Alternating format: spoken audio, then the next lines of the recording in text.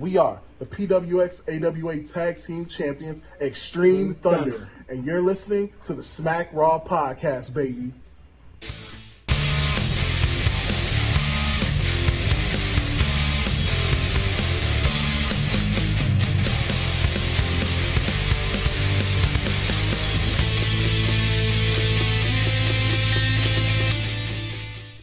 Hey folks, welcome to the Smack Raw Podcast, a wrestling recap show where we cover all your WWE, AEW, NXT recaps, reviews, pay-per-view predictions. Like always, Kyle over here, and one of Edge's lost sketches, we have SES Vince, Mr. Vicente himself. What's going on, bud? Not much, man. Just trying to perk up, get ready, man. I'm really feeling that 2 o'clock afternoon grind right now. But for the most part, it's been a fun afternoon. I spent the last hour or so watching Up, Down, Down's 50-minute Uno game between Woods, Adam Cole, Cesaro, Tyler Breeze. Really got me into the mood of playing Uno and just perked me up altogether. So I'm ready to go. I'm having a great day, man. I'm about to have a taco or two after this, so let's get going. Yeah, man. I hear you. I hope you all are enjoying your WrestleMania hangover. And I myself, I definitely am. I don't even know what to look forward to this week. We've crossed the finish line, folks. WrestleMania came and went. We're here today covering the Raw after Mania, one of the most anticipated, if not the most anticipated episode of Raw every year. Right out the gate, unfortunately, due to the current circumstances we are all accustomed to and are quickly becoming normal, this Raw was what felt like, it's hard to say it, but 3 hours was short and sweet. I don't know, I can't really think of any other way to put it. We did have some call-ups. We had some call-ups. We had some new teams made, and we're gonna go ahead and dive into that stuff as well. But before we do, Vince, let the people know where they can watch us and what they should do, man, to help the show out. Oh, definitely. I mean, you should, if you're listening to the audio format, go ahead and give this episode a download. So whenever you go on to get groceries for the coronavirus situation, you can listen to the podcast on your phone without any concerns of your data cutting off. So go ahead and give it a download. If you're on the Apple Music, whatever it's called now, Apple Podcasts, give it a 5-star rating and give it a review. So, it helps the algorithm. That's not what you think of the show and improve on the quality. If you're watching the YouTube version, if you're currently on the live stream right now, go ahead and give this video a thumbs up. Smack a like button. Comment down below. We're going to be asking some questions. Interact with us. We have the live chat with Restream, so no matter where you're finding the live stream, we'll be able to interact with you guys. Jay's also, in there right now heckling the hell out of you. I bet he is. I'm sure he is. And also, subscribe to our YouTube channel. We're going to get some YouTube content up there, maybe some top 10 videos, maybe some WWE 2K content. You never know. I'm working on some stuff to help get morale up and get something for you guys to watch, just like I was able to watch Up, Down, Down. We want to give you the same kind of content. Yeah, we got our March Madness coming up this week. I'm going to break it up into, I think, 2 parts. And I believe part 1 can go up tomorrow before you guys watch AEW or NXT. You can brush up on our round 1 of the March Madness. So it's official. Now I have to do it. So it'll go up tomorrow. No, you got to. Yeah. Sorry, I didn't mean to cut you out. I'm sorry. No. It's fine, man. It flowed right into it. Yeah. Yeah, man. So like Vince said, man, we're pretty much everywhere with the podcast. Like, download, subscribe, rating, all that fun stuff. YouTube, definitely give us some likes, subscribe, hit us up in the comments section, and then in the live stream, once you like you said, go ahead and chat with us in the live stream. We'll be interacting with you. Jay over here is saying that Kyle is the man and that Vince drools. I don't know, what did you do to get under Jay's skin? It's because I put on the group chat, where did you guys get the original sound for the old OG intro? Yeah. And he's like, and he comments saying, "Oh, well, I don't know. That might be a question for Kyle." I'm like, "Yeah, dude, that's why I put it in the group chat so that Kyle or Rob can answer it." I know for a fact you don't know it because you're the last one to enter the show other than RN. So that's why I was hoping someone would answer it, but Jay decided to answer, and things got a little chippy in there, but it's all love, it's all fun and games. This is not an Edge and Randy Orton situation. We won't be hitting each other with concertos It'd or make for good brawling to. content. It would. I mean, we could technically do it. I could just like invite him over to an undisclosed location, just like Tommaso Ciampa and Johnny Gargano on NXT on Wednesday, and just duke it out. We could do something like that. But he is a professional wrestler with a mean spear, so he might have the upper hand there. Well, I have some good news. We'll be making good with one of our punishments very, very soon. Jay Thunder will be going through a series of like wrestling trivias, maybe cutting promos, all while trying to handle the toe of Satan. Apparently, this is like the world's hottest lollipop, and the official challenge is that you have to leave the toe of Satan in your mouth for 5 minutes. So while he's got that giant death stick in his mouth, we'll try to get him to, like I said, answer some trivia on camera, cut a promo. We'll make the big dude sweat. And we'll have to do, I don't know, man. We might do it with you live there. We might do it like this. We'll brainstorm after the show how exactly we'll do it. For sure. But, like I said, I ordered it last month. I got the notification yesterday. It's officially shipped. It's on the way to Jay's house. He'll have it no later than the 15th, as long as something crazy doesn't happen to UPS. So, yeah, I'm very excited for that. I wonder if Jay thinks I rule now after hearing that part. But, maybe. We don't know. Anyways, I'll tell you one thing that did rule was Raw after Mania. Oh, my God, that was a terrible segue. I'm sorry about that, folks. What you should have done is what ruled was Liv Morgan and Asuka's match to kick off Raw, because honestly, Liv Morgan really impressed me. She very much is improving in the ring. Even Asuka tweeted her after the show saying, "Liv Morgan, you surprised me. You really improved. You got better." Overall, man, she might have a better code breaker than Chris Jericho, and she still has a long ways to go in her career, man. She still got some years left. Yeah, should develop those skills. When I saw the match, I was like, "Oh God, they're feeding Liv to Asuka to get Asuka some of these wins back."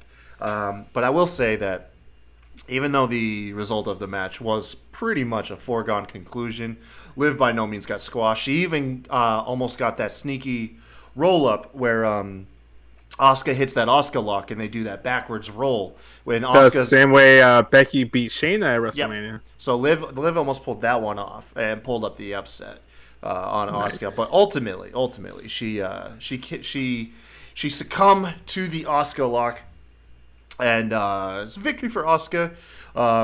Rumor has it Kairi Sane might be out the door. So now that the women's tag team championship titles are off of the Kabuki Warriors, I wouldn't be surprised if we don't see Kairi anymore on TV, to be honest. No, I think that might have been Io that was rumored to be out the door because her husband is evil from New Japan. No, I'm aware of that, but Kairi's on that list too of people that have not re-signed and have been vocal about wanting to see their options. Like she may head back to Stardom, may go over to Japan. This has been rumored for a minute now. Oh yeah. Both. I don't know if she's personally said she's been upset and wanted to leave. I think it's more of Stardom wanting to really build their promotion and wants to bring Io and Kairi back to Stardom because those are the biggest stars probably in Stardom history. I could be mistaken. I'm not too like knowledgeable of Stardom like that. I just watched a couple matches here and there. Yeah. But that could be a thing. Also, too, like it might just be a power play to get more money from WWE. I mean, why not use it? Yeah, it's very, very true. Actually, I was going to ask you, going back to the Liv and Asuka match, I was very impressed. I see a lot of people touting up Liv Morgan, like, oh man, she's gonna get there one day soon. Some are even speculating that she's gonna be being built up to be the one to take the title off of Becky. That's not gonna happen. But how far along do you think she is from actually winning the title in WWE? She strikes me as traveling a similar path to that Carmella did. Starting out as like a valet or a third member of a group, not really known for their wrestling, more for their looks and personality, but is slowly chipping away and becoming a better wrestler. I remember Carmella had that stigma of being trash early on to her main roster call-up. And then she became Money in the Bank winner, something that I've seen people speculate Liv Morgan might be lined up to do. And then Carmella became, I think, a credible champion. I don't think she's obviously she's not the most dominant women's champion, but the belt was not foreign on her either. It felt right. And I feel like currently Liv Morgan might be on a similar path to that. That's kind of my optimism there. Right. Yeah. We'll just have to wait and see, though. We'll have to wait and see. Something we did not have to wait and see was the answer to what you and I were talking about, and that's if Bianca Belair was getting a call-up, because we made that answer abundantly clear in the match following this, where we saw the Street Profits taking on, the WrestleMania rematch, tag team championship match between the Street Profits taking on Angel Garza and I forgot his name. Help me. Austin Theory. Austin Theory, thank you. You're welcome. I have my notes were cut off in half, so my note clipped off after Angel. Yeah. No, it's okay. Yeah. But, so we got a WrestleMania rematch, which we all, I think, collectively groan with the pay-per-view instant rematches. And the match wasn't even nearly as good as the one that we had, but like I said, it didn't really serve the purpose to give him another shot at the belts. I felt like this was more of a time filler, and that became obvious once. I think also it was a case of having a limited roster available and just being okay. Well, this is the only thing we can do right now. Like their hands were tied. I saw a lot of people saying like, "Well, what's the justification for Theory and Garza to get a title match?" Well, the justification is they needed to fill up time, so they had this match. They ended it in the DQ. Selena tried to attack again, and like you were alluding earlier, Bianca Belair came out and she made the save just like she did at WrestleMania. She gets on the mic, basically calling out Selena Vega because she's got her ring gear on, and she's like, "Hey, let's go, let's do this." Because guess what? I go here now, and if you don't get in this ring, I'm gonna go get you. Which the promo was well delivered. The match itself ended in a no contest, and if I'm not mistaken, then it goes into the 6-man tag, right? And I don't even know if that got a clean victory either. No, it did. The Street Profits and Belair were able to get the win over Garza, Theory, and Vega after Belair hit the KOD for the pin. My favorite thing, though, was in the middle section. So, like you said, like a quick recap. We started out with the WrestleMania Tag Team Championship rematch. After that ended in DQ, Belair came out, announced that she is officially on Raw, challenges Zelina Vega. So the match gets restarted between those two. That gets to like a non-finish. And then we get like the 6-man or the 6-person tag match. Mixed tag. Yeah, whatever. My favorite part, though, was actually the middle segment of Belair and Zelina Vega, just watching Montez Ford cheering on his wife. That dude is so animated. Like I said, he's like the best cheerleader you can get, man. Like, he is awesome. Do you think sometimes he borders on being too comical when situations warrants him to be more serious? No, not at all. His personality strikes me that for him to be serious, that should be reserved for a special occasion. He drops the little serious looks at the end when they're saying like we want the smoke and stuff. You catch glimpses of it, but I think that man's, because in the ring, to be fair, he's great. But he doesn't. In my opinion, he does not steal the show in the ring through his in-ring prowess. It's a combination of that man's incredible jump, like vertical leap, along with his personality that makes him stand out. And I don't think that you should. I don't think you should throttle either of those two things. I think that dude needs to stay 100 with that animation, in and outside of the ring. And then, like I said, he can turn on that seriousness on a special occasion when he's in, if he gets involved in a big feud. I just want to know that it's something I'll be seeing. I just don't want him to like, because I can't remember. I had to go back and watch, but even like during the Seth Rollins like Messiah group thing, where I could have sworn that at some point he does the whole like rope shaking thing and makes it so that his eyes are Yeah. like cross-eyed and stuff. But like, if it's supposed to be a more serious moment, I want him to take it more seriously. Obviously, just this is nitpicking, and it's nothing. It's not been an issue up until this point. I just waiting to see He's out there once. just having fun, man. I just think that that's his whole thing is if you're going to see Montez Ford, you're going to have fun. And not like the stupid fun that we got with like Adam Rose and No Way Jose. It could border on that down that line if he's not careful, though. Yeah, we'll see, man. We'll see. You got Angelo Dawkins to even him out, and then of course you've got Bianca Belair now there too. Yeah. So I feel like that's gonna level him out. Yeah, he definitely has a good support system, but unfortunately, that's not something we can't say about Bobby Lashley. Apparently, Yeah, he needs to reevaluate that support system, and I think Bobby Lashley is on the verge of it. We covered it night 2 of WrestleMania's recap. Lana, of course, costing Lashley his match against Aleister Black. So we get a backstage interview. He says that he needs to possibly rethink his management and rethink that marriage, Bobby. yeah. Hey, I look, I saw a tweet. Someone saying that he signed up for a blonde, he didn't sign up for a brunette. Making a joke, making the rough. big.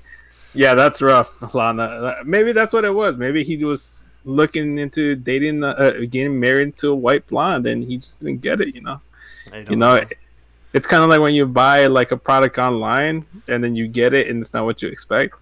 Similar to that, I don't know if you've seen the memes of like Batista compared to the dude from the Tiger King with the tattoos and the bald head and the They're saying like one's probably Amazon and the other one's Wish or something like that, or what No, you it's like ordered one- and what you received. Yeah, exactly. I got you. Exactly. I like Lana comes in post interview, right? As Bobby Lashley walks off, and she just corners Charlie Caruso. She's like, "What did you do?" And I love that. What did you do to him? Yes. I love that Charlie just stands there. Oh man. I bet Charlie Caruso is a blast to be around, man. She does a lot of the hosting of the live events. At least the SmackDown ones. She was the primary host of SmackDown that I went to. Yeah. All right. So and the first whenever they brought back Starrcade. Yeah, she was the driving force behind that too, behind the scenes. For sure. So afterwards, we got probably, if I'm not too quick to say it, easily, match of the night. Apparently late, like expiring draft pick, Apollo Crews comes over to Raw and takes on Aleister Black. My initial gut thought was like, well, damn, that whole heel turn with Shorty G, Chad Gable, really didn't go anywhere, did it? But I knew it wasn't going to go anywhere. yeah, man, maybe they're doing something though. Maybe because by all means, the Apollo Crews that we're accustomed to should have been a 2-3 minute squash match. It would have been like a 2-3 minute squash match. Maybe not even less. A squash. Just get caught with the black mass, mid offense or something. Instead, what we were given was a surprisingly back and forth match. Probably this match, honestly, could have. That's the best match he's ever had in WWE. I'll give it that for sure. Him and Aleister Black. Apollo Crews' story is Black throughout the match was targeting one of Cruz's legs to at least try to conquer the athleticism. But Cruz is multi-talented because he's also a powerhouse.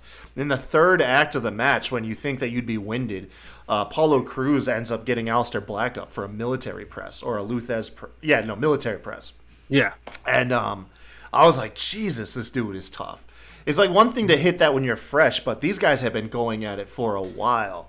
Not only that, I could have sworn that like maybe early on in the match, I know he did it like midway and towards the end of the match, Apollo Crews probably reversed like 3 Black Masses attempts. Yeah. Like he had that move scouted. He took that match to the outside and really like it. This I don't know if commentary alluded to this or maybe this is just me making the correlation, just making the own commentary in my head, making it make sense. But what was working against Aleister Black with Bobby Lashley and others is taking him to the outside, hitting him against the barricade, brawling and beating him on the outside so he's weakened and vulnerable once you get him back into the ring and try to finish the match. And that's something that that Apollo Crews tried to do. And again, he looked fantastic in this match, and this is exactly who this guy was supposed to be when he signed with NXT. Unfortunately, he was dealt a bad hand. He was signed to NXT, was there for a cup of tea. He was a casualty of the struggle war between Vince McMahon and Triple H, where at that point Triple H wanted Vince to like have stories in place for his NXT call-ups, and Vince just said, you know what?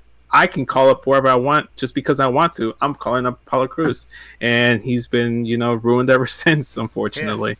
Yeah, Apollo Crews is just, unfortunately, he's probably one of those people that you see him come on the television, and then you have time to go to the kitchen, get some food, or do whatever. Maybe look at your phone and catch up on some I don't know, Clash of Clans or whatever the hell people are playing on their phones now. Either way, Apollo Crews doesn't really draw any excitement. And I wouldn't say that this is an instant fix, but I will say this is a good start if they're going to do something. This is definitely something that absolutely we'll have to wait and see. It's a step in the right direction, though. Yeah. And especially him moving to a new show. That's usually the catalyst for these kind of things. Yeah. And the same could be said for the newly formed tag team of Cedric Alexander and Ricochet, who... God, this one hurt. They took on Danny Burch and Oney Lorcan, and I have slowly become a huge fan of Oney Lorcan, man. I love that guy. Like, he's so charming on Facebook, how he types out in all caps and just talks about kicking ass and his dad and stuff. I don't know, man. I like him personally, but I want Oney Lorcan to get on our show and, chew you out. I don't know what it is about you and he who should not be named. Y'all just trash talking Oni all the time. No, I don't trash talk Oni. I love Oni. The only issue that I have is that I saw a lot of people on the group chat and on my timeline calling Cedric and Ricochet the Job Squad, the new Job Squad, when in reality, you look at Oney Lorcan and Danny Burch.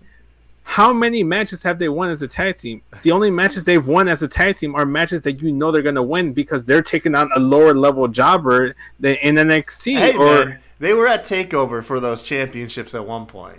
Yeah, at Chicago, I saw that, and the crowd didn't care until halfway through it when they realized it was a decent match. And even then, you knew they weren't going to take those titles off Undisputed Era. I love these guys to death, but they're never gonna get those tag titles. They'll have a better success rate if they go to Raw or SmackDown because of the lack of the tag team division there. They'll never be NXT tag team champions. And look, man, I'm sorry. I just took it personally last night. Like me personally, like Cedric Ricochet got called the Job Squad without even seeing them deliver in the ring. The one match they had against Garza in Theory that they lost, they looked amazing and fantastic then. I've been behind the idea of pairing Ricochet in the tag team with Apollo Crews. With Cedric, that's even better. They have similar arsenal, similar look, similar ring gear. It could totally work, and maybe even pair up Apollo Crews, give him a mouthpiece like an MVP or something. Make something there. There's something definitely there, but last night the Job Squad was Oney Lorcan and Danny Burch. The only thing they throw up right now are L's. That's it, man. Yeah. But I love you, Orny. Do not come for me on Twitter. I love you. I'll take the lashing if you give it to me, but that's okay, man. That's okay. I'm just giving you tough love, man. I'm calling it how it is, man. Man, I struck a nerve with Vince last night, boy. Don't go and insult Ricochet. No, it was okay. So it wasn't that. It was Apollo Crews. Everybody was like, "Oh, why is Apollo Crews going this long with Aleister Black?" Then immediately right after, it's like, "Really, Cedric and Ricochet? They're the Job Squad," and their opponents was Oney Lorcan and Danny Burch, and people were butthurt that Danny Burch and Oney Lorcan lost when all they do is lose as a tag team. They're a jobber to the tag team division, and then later on in the night with one of my fellow Latinos, everybody was shitting on him too. It was like, why? This is a waste of time. Who cares? I just wasn't having it last night. I was like, stop coming for my faves. Like, they're not even my faves. I'm just defending them because no one else will. I feel bad for them sometimes, man. Well, hey, Man. Walk through this tag match if you have any notes, along with the Kevin Owens promo. I think I got one of the kiddos running wild. I'm gonna have to cage him up, man, like in Tiger King, real quick. All right, so I'll be right back. Oh man, all right. Well, I mean, basically with this whole match, what I liked about it was you could tell that there was already a communication between Ricochet and Cedric Alexander. You could tell that they want this to work, and that's the big thing here.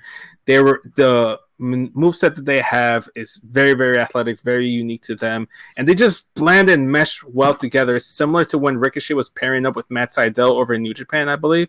I might be just having my locations and tag team partner mixed up, but it's something that I've been looking forward to with Ricochet. You need to try to have to do something because Cedric is too good. He had that opening match with Kota Ibushi once upon a time, the Cruiserweight Classic. Everybody wanted to sign him. He's a great wrestler, but unfortunately, sometimes he just doesn't have that charisma, like that personality to really stick out. And Ricochet's been lacking that as well. Again, goes back to Apollo Crews, guys that they go to NXT or 205 Live, and they're just really good wrestlers. And unfortunately, in this day and age, you can't just be the guys that put on really good wrestling matches because 95% of the roster can go out there and put on really good wrestling matches. Everybody can go ahead and do half the stuff that they're doing. They have to go ahead and have a personality. If you pair them up, that's the big thing about this whole thing, is that once I knew that Danny Burch and Oli Lorcan were the opponents, I knew that these guys were going to get that win and slowly build them up. And the perfect example of this is you look at the New Day when they started, Kofi Kingston, Xavier Woods, and Big E.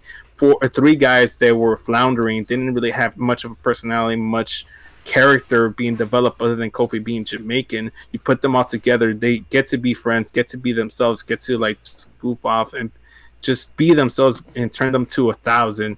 And I feel like Cedric and Ricochet could do that. Throw in Apollo Crews in there, like I said, make them into a tag team, or maybe just throw in an MVP as their mouthpiece. Take away the pressure from them having to deliver fire promos. Let them just be getting cocky and more arrogant as the weeks go along, more flamboyant, just like Seth Rollins. As soon as he did the Messiah gimmick, he started wearing like a single glove. For whatever reason, it was starting to irk people that he was only wearing one glove. Then he wore the man bun. Then he wore the obnoxious jacket. And he was doing little tiny things to get under people's skin. And that's what I want to see from Ricochet and Cedric. They're going to be gold in the ring. They're going to be solid performers. Obviously, there's no denying that, but they need to do something different. Let them be the cocky, arrogant, like athletic tag team, like high school jocks that think that the shit, and they go out there and prove it. Just similar to like a Sammy Guevara, what he's doing over in AEW, where he talks all this shit. You see all this charisma coming out of this guy, and then he goes out and does some crazy shit in the ring. Okay, that's what I want to see. Well, that's if, WWE actually does good booking. But we'll have to wait and see. It's Raw. It's Paul Heyman. Fingers crossed. I'll catch up the chat really quick. Colin from YouTube says Garza is a bigger jobber than Oni. And this I don't know have the context. I must have missed it. But Jay Thunder says, for the record, Kofi is from Ghana. No, I know. But the gimmick of Kofi Kingston was that he was Jamaican before that. That was the only character development they had for Kofi up until that point, when they were doing the bragging rights pay-per-view or whatever, and Triple H exposed him. Gotcha. And after that, he was from Ghana, West Africa. Yeah, that shit was. But there was no character afterwards. He was just like a very athletic dude, and that was it. As opposed to the whole Garza thing, that's just a jab trying to get under my skin. I don't really care. I don't know, man. Hey, listen now. I don't know. I think everyone has a right to their opinion, and I think that's fine. Colin's entitled to it. He's entitled. Not gonna. I know. I'm just throwing it out in the ether, man. Just throwing it in the ether. That's completely 100% fine, but it's subjective. It's subjective. All right. It totally is, but I'm just saying he's doing it to get under my skin. It's fine. All I'm gonna say is Garza's a former champion, and he's gonna be a champion going forward. Only Lurkin is never gonna get a title. I don't know, man. Oni's a champ to a lot of us. Okay. In spirit, maybe. Maybe in 2K, maybe. Maybe.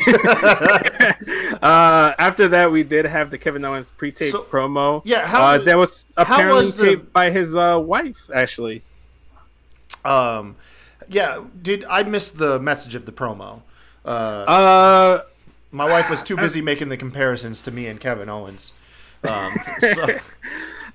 He addressed his win over Seth Rollins at WrestleMania, saying that he endured his career, that everything he endured in his career was worth it to get that WrestleMania moment that he could be proud of. That's what it was culminated. So no matter what happens here on out, his message and his mentality will remain the same. He's always been a prize fighter, so maybe he was leaving lanes open for what will be next for Kevin Owens. He says he's always been a prize fighter, so maybe that's his next step. He goes after a prize, he goes after a title, or he went after Seth because he was being this prick, he was being this egotistical jerk in the locker room. Maybe he goes after people. He's kind of like, he goes out and kind of like Sheriff Austin. He goes out there and stuns people that are acting up, kind of like a sheriff for Monday Night Raw, or a combination of both. Honestly, he could do both because Andrade is a pretty egotistical prick right now, and he has a championship, so he can two birds, one stone, go after Andrade for that U.S. title. Why not? Kevin Owens show the face of America again. Why not? Yeah. Hey, we'll see. Following this, speaking of face, though, yeah, that leads into our next stuff. I have a problem with this next thing. We have Seth Rollins taking on Denzel Dejon Mustard, or Dejournet. I can't say his name. Dejournet. Dejournet. Okay. Anyways, yeah. So Seth Rollins, obviously, you could see the writing on the wall. Most of us, myself included, have never seen Denzel before. Unless you went to NXT house shows, that's about it. Right? Yeah. So, but you see, the first thing, and so it's a tune-up match, and that's exactly what we got. We got a tune-up match. Seth Rollins made quick work of this, of this fella. But I got to tell you, man, I have a problem with this. It's one thing to get a tune-up match and to get a quick squash in there, but Denzel is built like a beast. This guy is huge and jacked, in incredible shape, and he crumpled like tissue paper. Like, I get, like, if you have a match, and obviously one guy's power ranking is going to be bigger than another, and like, size doesn't always matter. But, like, just the opening alone, the guy crumpled to, like, a forearm from Seth. Like, Seth just ran at him and forearmed him. It's power levels, man. Just look at Dragon Ball Z. It's perfect example. Vegeta is small as all fuck, but he can beat up anyone taller than him. And that's what this is. In wrestling, it's very similar to apparently Dragon Ball Z in terms of power levels. It's like if you had Brock Lesnar go out there, and paired him up against, I don't know, like, who's Oni? Let's say Oni Lorcan, and Oni comes out and throws an elbow, and throws an elbow, and then Brock sells it like he just got a freaking clothesline from hell, JBL style. Yeah, but that's a bad comparison because Brock Lesnar probably has the highest power level next to, like, maybe Drew McIntyre. I'm just saying, but when you look at the body type, you're like, no, like, sorry, he's not gonna tear through you like that. Like, I don't know, man. I get it. I just felt like there should have been more cunning to this beatdown. Look at Daniel Bryan versus Big Cass when they had that in Money in the Bank. Didn't he just basically just abuse him, even though he's like 6-7 foot tall and he couldn't teach that? Apparently, he couldn't be taught to wrestle either or defend any strikes from Daniel Bryan because he got his ass whooped. Yeah. It's very similar to that. It's just it had to be that kind of match because of the way Seth Rollins' WrestleMania ended. I just thought he should have used more cunning. Like, that's all. Instead of just like... No. Right now, you could tell that his mindset was, I'm pissed. I have to take it out on somebody. Denzel, this is your unlucky day. I'm coming for you. I'm beating the crap out of you. That's basically what this was. Unfortunately, deer in the headlights moment for Denzel.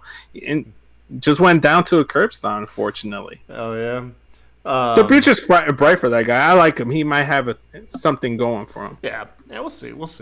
The bad night for NXT people continues because we followed that up with Nia Jax making her return to just completely demolish Deonna Purrazzo. I called it to my wife, man. I said, this doesn't go 2 minutes. And I was right, man. Purrazzo fell to a Samoan drop within, I think a minute 30. So just a quick return for Nia Jax.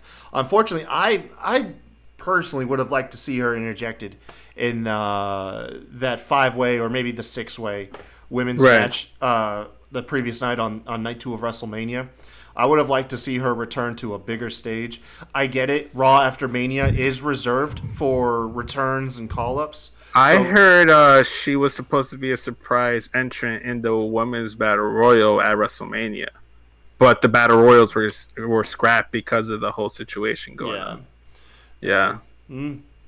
I don't know. But hey, Nia Jax is back. Wonder what we're gonna get out of that. She has a new finisher. She's using Paige's old finisher, the Rampage now. Oh Apparently, yeah, it was like, the freaking murder DDT.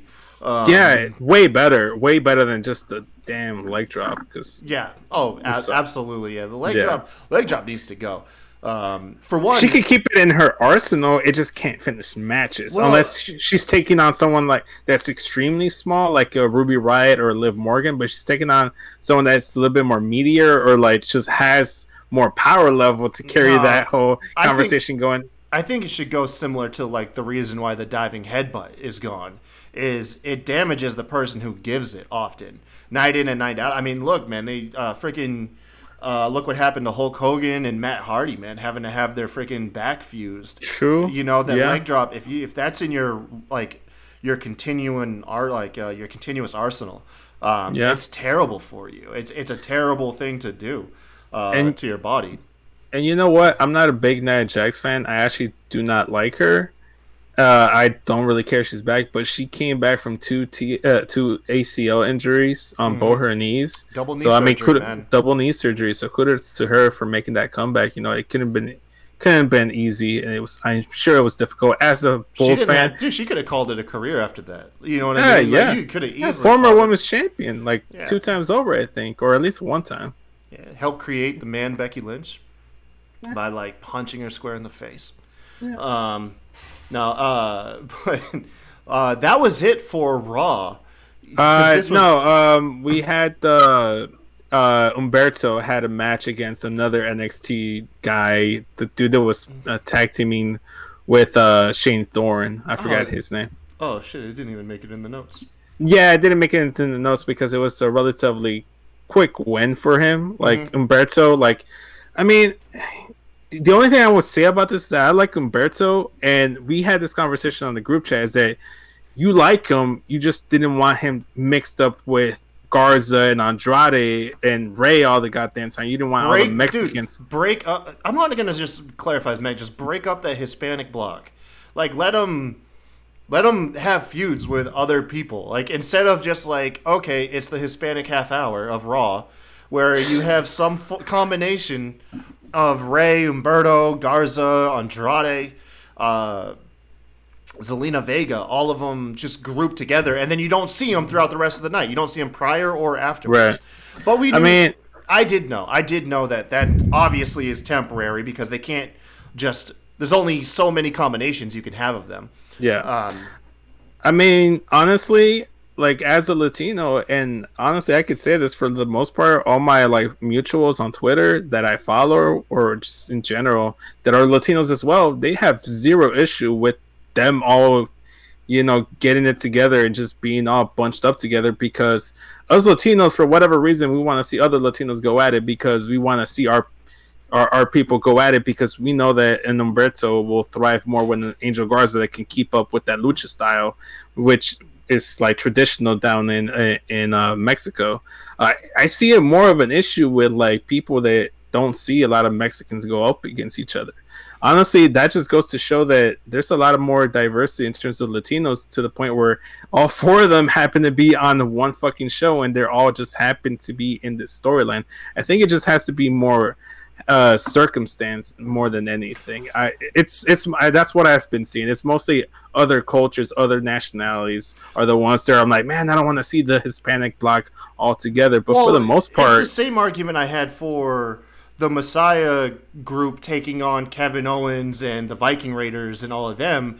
It's the same people all mixing up over and over and over. It wasn't so much that I was like, okay, they need to spread out the diversity. It was just like, we've literally seen every combination you can throw of these guys. We have. I feel like we had the final combination we didn't get, unfortunately, was the Fatal 4-Way for the U.S. title. I'd be there for that one. Yeah. That's the last payoff. That's the last combination I wanted to see. The only other thing I would be okay if Humberto like gets wrapped up with Garza and Selena Vega again is if he turns heel and he joins his cousin and becomes a tag team, which is something I've been wanting to see since they both showed up to NXT. Yeah. But nonetheless, nonetheless, Umberto's out there. Umberto broke the Latino block up, and he took. Who was the guy he took on again? Do you have the name? Fuck, I had his name last time. I can't remember right now. Brendan Vick. There it is. Okay. Yeah, he took on Vic here, and it was a decent match. I was telling my wife, I'm like, dude, Carrillo would be a star if he was 10 years older and spoke better English. No, I think he just needs to be heel. I think right now, give him like 2 or 3 years, let him get a little bit more savvy, get a little bit more like grizzled, and let him turn heel. Because right now, babyface Carrillo he's not gonna succeed as a babyface. He has to be a heel.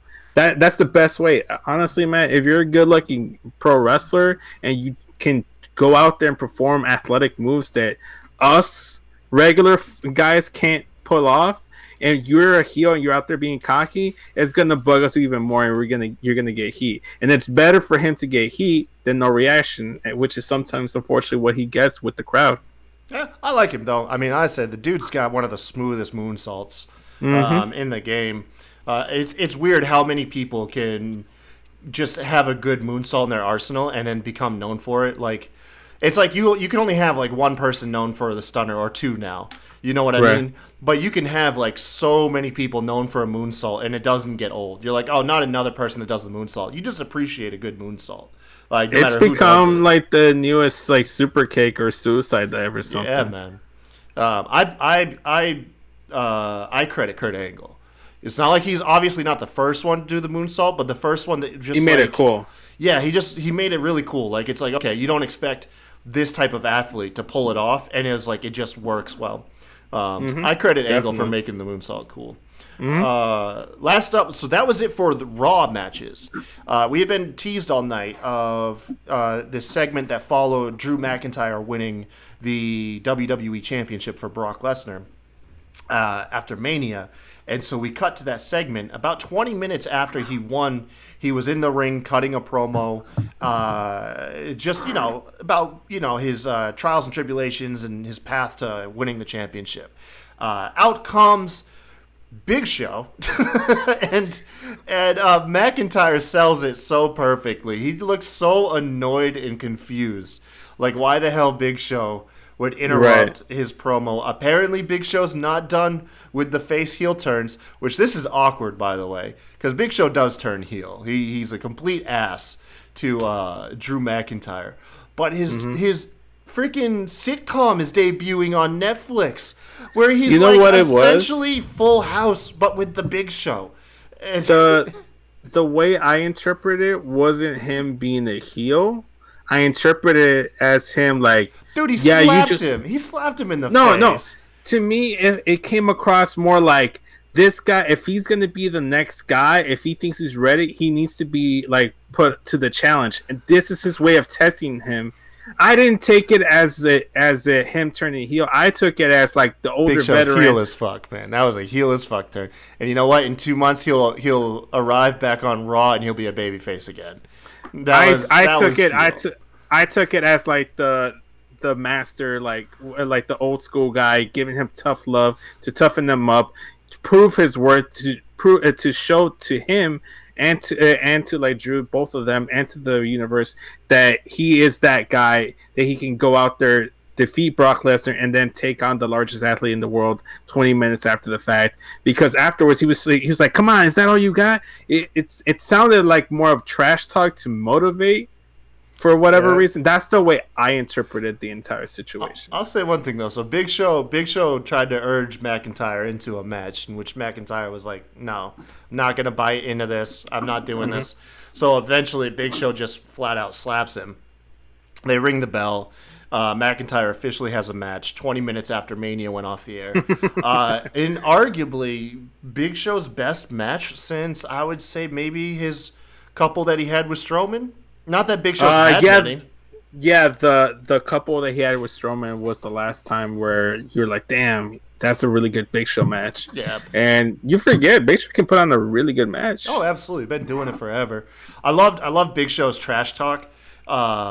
When he started to slow the pace down, and he was like, "This is my pace. We're working my pace now, Drew." And it just worked, man. Because all I could think about was the podcast he just had with the Broken Skull Sessions with Stone Cold, and they was talking about how he had to slow himself down and work a Giant's pace when he was younger instead of trying to be athletic. And I don't know. I made it click like a connection. It felt cool. Yeah, Ultimately, it was for nothing though. Big Show got taken out with a Claymore kick, and that is how Raw went off the air. I didn't even realize it was 11 o'clock. I didn't realize that was the main event. I was still anticipating something else to come back on Raw, but it went straight into Briar Patch on USA, which I didn't know. Dude, they apparently on USA after 11 o'clock they have shows that like drop F-bombs and stuff. Because that threw me for a loop. Yeah, they just started running down like a recap of Briar Patch, and they were like dropping F-bombs. And I was like, this is on USA? But I mean, it's the theme of WrestleMania. They just kept dropping F-bombs. It was the most like curse-filled WrestleMania I've seen in years. Yeah, man. It was good. And like I said, the Raw after Mania was good. Wrestling, WWE-wise, up in the air. Nothing but rumors to go off of. Apparently, SmackDown's being recorded in an undisclosed location in a state that is shut down. We've heard other rumors today that they're going to attempt to record like a month worth of programming over the next couple days. Yeah. Nothing confirmed. The only thing we know on the major wrestling circuit right now is AEW has about a month to a month and a half in the can. NXT has this Wednesday's NXT, which is being dubbed NXT TakeOver USA. Okay. So because they're trying to give it a feel that it's going to be a takeover level type of show. With 2 level takeover type matches, you're going to have the ladder match. Well, 6 top women. You're going to have the Ciampa Gargano match. Should be pretty good. I'm interested to see what they do. It's going to be similar to what they did with the Last Man Standing match, but it's actually going to be it's going to basically be a warehouse with an empty ring and a ref just to call it down the middle. That's about it. That's the way they're going to do it. I'm curious to see if they can do a better job of what Edge and Orton did. Mm-hmm. Hopefully it doesn't run too long. And I think I heard that they might do the replay of Rhea Ripley versus Charlotte at WrestleMania. Other than that, there's not too much else confirmed for the show. So a little bit up in the air, but we'll see what's up with more WWE. If they don't record live, we might just go ahead and just do a single podcast or have to create some other content for you guys. Force us to come up with some stuff.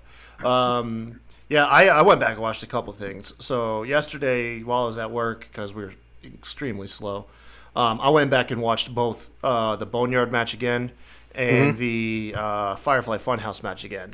I got to say, on the second viewing, I loved the Firefly Funhouse, and and it didn't feel like it ended abruptly anymore for me, because I took more time to pay attention, more in tune to what was going on in the match and the story of the match, and John Cena essentially being under a spell and it's slowly wearing off of him until the NWO segment where he finally was able to break the spell, but it's too late. The Fiend was on him by that point.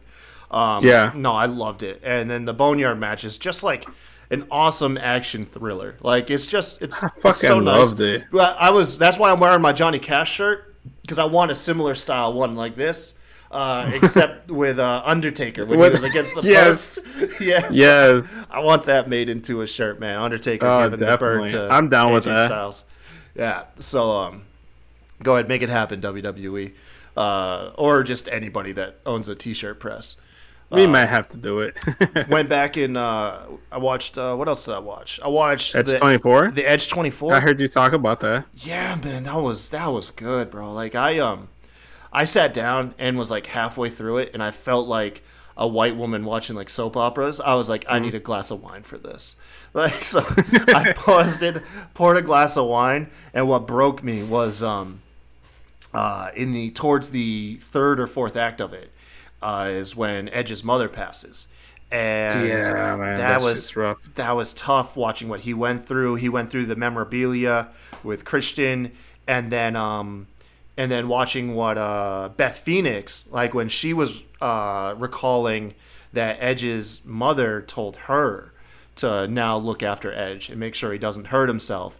and the stress it put on her when he was, getting ready for his comeback, because it didn't just happen overnight. He had No.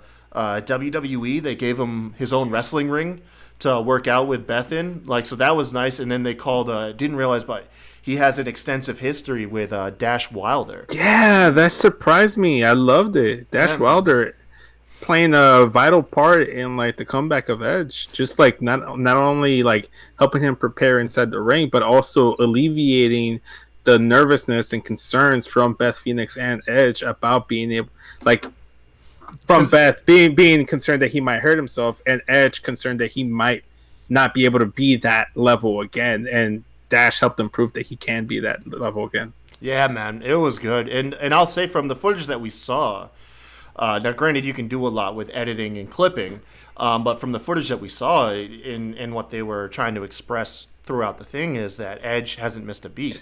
It's not about a guy coming back and just being able to hang. They're saying that Edge, it's like he never left. Like, he's still competing at that level. I think he could have an HBK run, like, you know how like HBK came back and he became like a best spout machine. Like some of the best matches of his entire career in this. The psychology for Shawn Michaels matches towards the second part of his comeback are way better than some of the ones that he had when he was younger. Obviously, you can go back to the Bret Hart matches, to the ladder match with Razor Ramon, and all the other Undertaker bouts, especially like Hell in a Cell, but. Man, him versus Kurt Angle is probably one of the best Shawn Michaels matches ever. And then you look at him, 2 matches against the Undertaker at WrestleMania, and then mention him and Ric Flair, him and Triple H when they came back and had that little mini feud that culminated in that triple threat at Mania, and also their ladder match, the Hell in a Cell match. Oh, the Hell in a Cell. Yeah. No, everything. I can see that because Edge said that he'll be back and he can bump again. He said he's not going to be wrestling the same. He said he name dropped that he's not going to be doing spears through flaming tables. So it's probably fair to say that we're not going to see like a TLC match with Edge. But at this stage of his career, you take that, the decade of acting classes that he's been doing. Yeah, I bet the like you just said, the psychology in the matches could really culminate in wonderful matches. It is unfortunate that I mean, I'll come out and say it, man. His match with Randy Orton was pretty much a dud. I think it was like the Wrestle Talk guys said you could have cut the middle 20 minutes of that match, didn't show a second of it, and the match still would have been fine. Like, it said, like, the whole middle of the match didn't need to be shown. And it's kind of true. Like, they did just kind of meander one spot, do like a spot or two, go to another spot, do a spot or two. There really wasn't much storytelling other than, let's go over here, use a couple weapons. Let's go over there, use a couple weapons. The place where they could have stopped was when the cameraman fell down. Mm-hmm. And like they did that angle and they cut back there. They could have cut to them going to the backstage area and just go straight to like the finishing area where they're like doing like the hangman DDT on like the bed of the pickup truck, going to get the ladders and then brawling on top of the production truck. They could have cut straight into that and it would have been good. I still say that it was commentary, whether it was by design or commentators' lack of being able to come up in the moment. They should have just been in there and tried to like really sell that these guys are trying to kill each other. They were more like, oh wow! It came off more like you and I recapping computers playing a simulation on WWE 2K20. That's the way it came off of. I don't know. I think you can only put so much on the commentators. I really believe that match was far too long. 37 minutes, I think it was. Yeah, it was almost 40 damn minutes. It was like a Triple H match at Mania. Yes. All right, but that's our show, man. We got almost an hour out of this. You guys, thank you for watching and stuck around. Thank you to everybody that was in the live chat. It was fun hitting you guys up.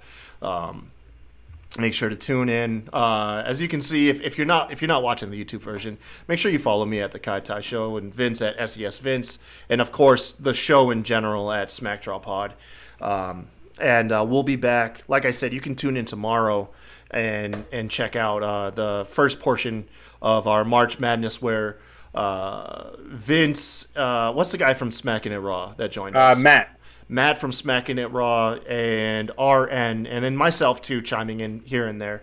Have this big 64-man wrestling tournament debate of who the best wrestler is in 2020, and yeah, it was a fun tournament to go through. Boy, is it long though. Yeah, we have to chop it up. It is you long. missed it. If you didn't watch the live stream, you're missing it. That's the type of content you're missing now, but not hitting that bell notification and knowing when we go live with a brand new video. Yes, sir. That's right, man. Hit the bell notification. But until then, thank you guys for watching, and we'll catch you on the next episode of the SmackDraw Podcast.